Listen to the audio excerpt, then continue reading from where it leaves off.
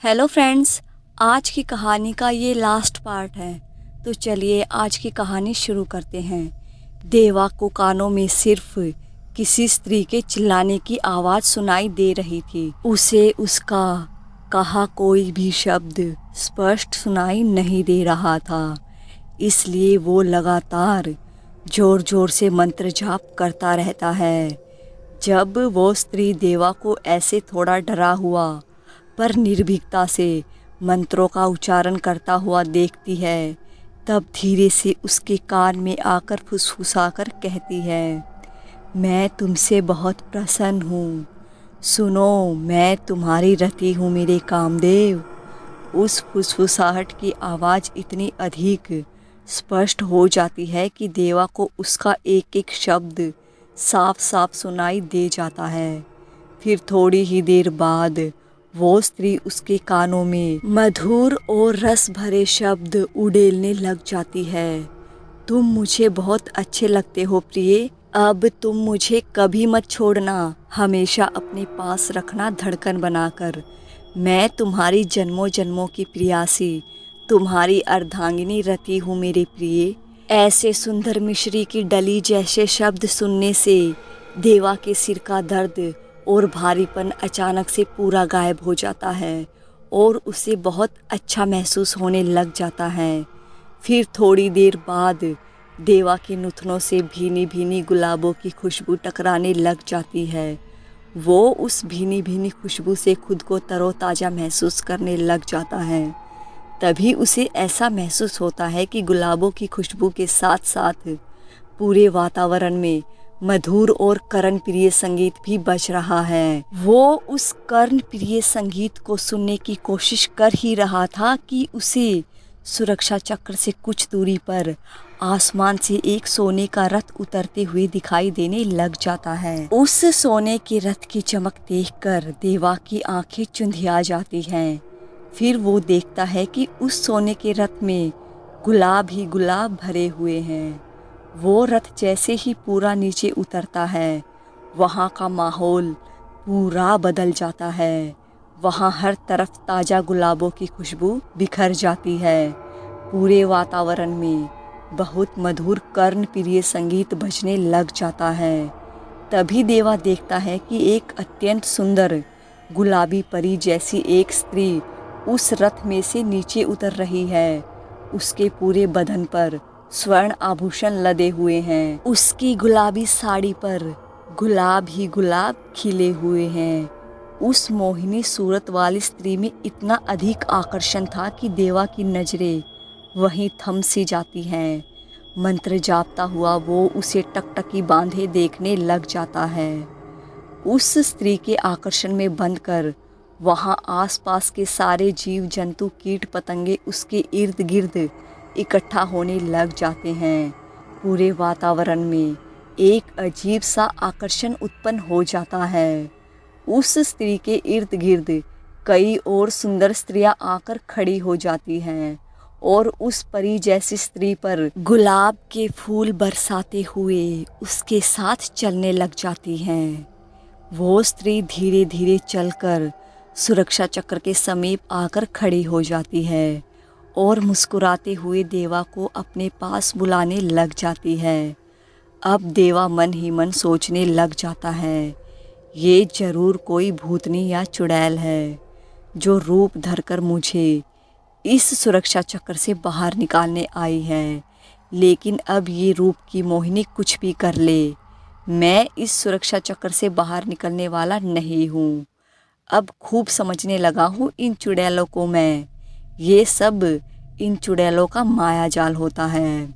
थोड़ी ही देर बाद देवा देखता है कि वो स्त्री मुस्कुराती हुई सुरक्षा चक्र के अंदर घुस रही है। अब देवा मन ही मन सोचता है, ये कहीं यक्षिणी तो नहीं है ना, क्योंकि उस तांत्रिक ने कहा था कि सिर्फ यक्षिणी ही सुरक्षा चक्र में घुस सकती है। तभी देवा देखता है कि वो यक्षिणी सुरक्षा चक्र में पूरी घुस गई है और उसे घूर घूर कर देखे जा रही है।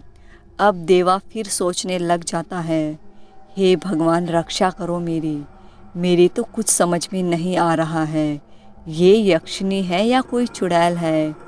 तभी वो स्त्री मुस्कुराती हुई देवा के समीप बैठ जाती है और सुरक्षा चक्र में रखी गुलाब की फूलों की माला उठाकर अपने गले में डाल लेती है और वहाँ रखे मेवे मिष्ठान उठाकर खाने लग जाती है और इत्र की शीशी पूरे अपने ऊपर उड़ेल कर कहती है, मैं तुमसे अति प्रसन्न हूँ।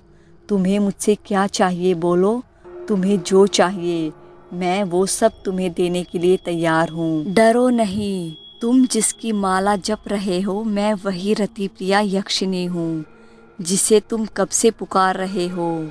सुनो, मैं वही हूँ तुम्हारी रतिप्रिया।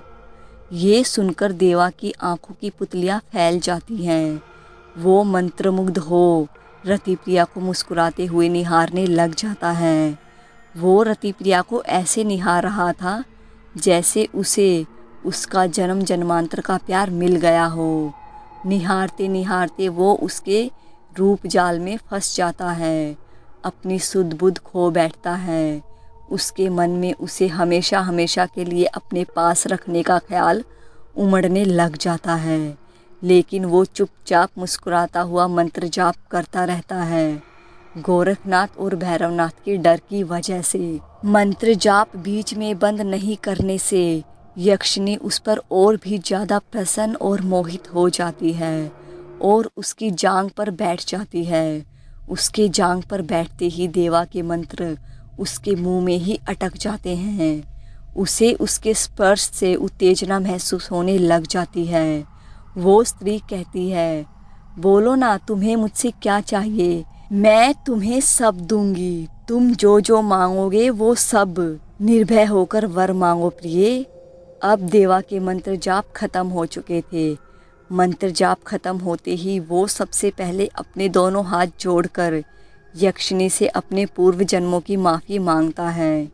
यक्षिणी के जांघ पर बैठे होने के कारण देवा के अंदर काम भावना जाग चुकी थी, इसलिए उसके मुंह से निकल जाता है कि आप मेरी पत्नी बन जाइए। लेकिन जैसे ही वो हमेशा के लिए बोलने लगता है, उसे ऐसा लगता है कि किसी ने उसकी जीभ पकड़ ली है। वो आगे कुछ बोल नहीं पा रहा है। तभी उसे ऐसा लगता है कि कोई उसके जीभ पर आकर बैठ गया है। भैरवनाथ की आत्मा ने देवा की जीभ पकड़ ली थी, देवा के वचन मांगने में गड़बड़ करने से पहले ही। फिर कुछ मिनटों में देवा को ऐसा लगता है कि कोई उसकी जगह उसके मुंह से बोलने लगा है, आप 1 वर्ष के लिए मेरी पत्नी बन जाइए, परंतु सिर्फ 1 वर्ष के लिए। यक्षिणी कहती है, तुम सिर्फ 1 वर्ष के लिए पत्नी बनाओगे? देवा कहता है, हाँ, सिर्फ 1 वर्ष आप मेरी पत्नी बनकर मेरे साथ रहिएगा, उसके पश्चात मैं आपका विसर्जन कर दूंगा। यक्षिणी कहती है, सोच लो, सिर्फ 1 वर्ष में मैं तुम्हें कुछ ज़्यादा नहीं दे पाऊंगी। देवा कहता है कि मैंने सोच लिया, आप सिर्फ 1 वर्ष के लिए ही मेरी अर्धांगिनी बनिएगा। फिर यक्षिणी कहती है कि ठीक है, जैसा तुम्हें उचित लगे। उसके बाद देवा कहता है, जी। फिर यक्षिणी कहती है, तुम्हें भी मुझे एक वचन देना होगा। देवा कहता है कि जी कहिएगा। यही कि इस 1 वर्ष में मैं जब भी तुम्हारे पास आऊँगी, तुम्हें मुझे संतुष्ट करना पड़ेगा। तुम मुझे कभी भी मना नहीं करोगे। 1 वर्ष पश्चात मैं चली जाऊंगी।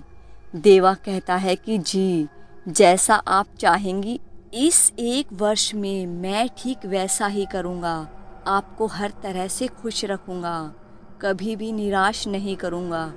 इस 1 वर्ष में आप मुझे 100 जन्मों की सुख समृद्धि दे, मुझे और मेरे परिवार को 100 जन्मों तक के लिए मान सम्मान धन धान्य से परिपूर्ण कर दे। यक्षिणी हंसते हुए कहती है, दिखते तो तुम बहुत भोले हो, पर हो बहुत होशियार। 100 जन्मों तक के लिए खुद को और अपने पूरे परिवार को सुरक्षित कर लिया मिनटों में। ऐसा ही होगा, मैं तुम्हें 100 जन्मों तक के लिए धन धान्य सुख समृद्धि से परिपूर्ण कर दूंगी। ये बोलकर यक्षिणी अदृश्य हो जाती है। उसके अदृश्य होते ही देवा को ऐसा लगता है कि अब उसकी जीभ को किसी ने अपनी बंद मुट्ठी से आज़ाद किया है, लेकिन तब तक यक्षिणी जा चुकी थी। देवा सोचता रह जाता है कि उसकी जीभ किसने और क्यों पकड़ी थी। गोरखनाथ और ब्रह्मानंद जली चिता के अंगारों के पास बैठे बैठे बातें कर ही रहे थे कि वहाँ उनको अपने सामने अचानक से भैरवनाथ की आत्मा मुस्कुराती हुई दिखाई देने लग जाती है। और फिर कुछ ही क्षणों में भैरवनाथ की आत्मा मुस्कुराती मुस्कुराती अदृश्य हो जाती है। गोरखनाथ कहता है, ब्रह्मानंद अभी अभी मैंने जो देखा तुमने भी देखा ना? ब्रह्मानंद कहता है, तुम भैरवनाथ की आत्मा की बात कर रहे हो ना गोरखनाथ? गोरखनाथ कहता है कि हाँ मित्र, मैं वही भैरवनाथ की आत्मा की बात कर रहा हूँ जो अभी अभी यहाँ दिखाई दी थी। फिर कुछ ही क्षणों में देखते ही देखते अदृश्य हो गई। गोरखनाथ रूहासा सा होकर कहता है। फिर ब्रह्मानंद कहता है, मुझे किसी अनहोनी की आशंका हो रही है मित्र। अभी तक तो यक्षिनी साक्षात देवा के सामने आ गई होगी।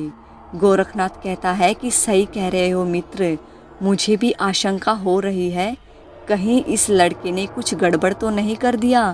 फिर वचन मांगने में तभी हमें भैरवनाथ यहाँ अचानक से दिखाई दिया और फिर बिना कुछ बोले ही अदृश्य हो गया। ये सब सोचते ही गोरखनाथ और ब्रह्मानंद भागकर देवा के पास आते हैं कि कहीं कुछ गड़बड़ तो नहीं हो गई है ना। पर देवा को सुरक्षा चक्र में मंद मंद मुस्कुराता देख सोच में पड़ जाते हैं। थोड़ी ही देर में सूर्य की किरणें काली नदी पर पड़ने लग जाती हैं। देवा सुरक्षा चक्र से बाहर आकर गोरखनाथ और ब्रह्मानंद को सारी बात बताता है कि कैसे उसके सामने यक्षिनी आई थी। फिर उसने अपने पूर्व जन्मों की माफ़ी मांगी थी, लेकिन यक्षिनी को वर देते समय अचानक कैसे किसी शक्ति ने उसकी जीभ पकड़ ली थी और उसकी जगह उसी शक्ति ने फिर यक्षिनी से वचन लिया और उसे वचन दिया। देवा के ऐसे बोलते ही गोरखनाथ और ब्रह्मानंद सब समझ जाते हैं कि भैरवनाथ ने ही इसकी जीभ पकड़कर यक्षिनी के रूप जाल से इसे बचाया है, इसे यक्षिनी के जाल से हमेशा हमेशा के लिए मुक्त करा दिया है। दूसरे दिन देवा को खूब सारा प्यार और आशीर्वाद देकर गोरखनाथ और ब्रह्मानंद उसे उसके घर भेज देते हैं। फिर गोरखनाथ और ब्रह्मानंद अपने द्वारा पकड़े गए सारे भूत प्रेतों को गंगा घाट पर जाकर उनका विधि विधान से श्राद्ध करके सबको गंगा में विसर्जित कर देते हैं। भैरवनाथ का भी एक बार फिर पूर्ण रूप से श्राद्ध करके उसे भी गंगा में विसर्जित कर देते हैं।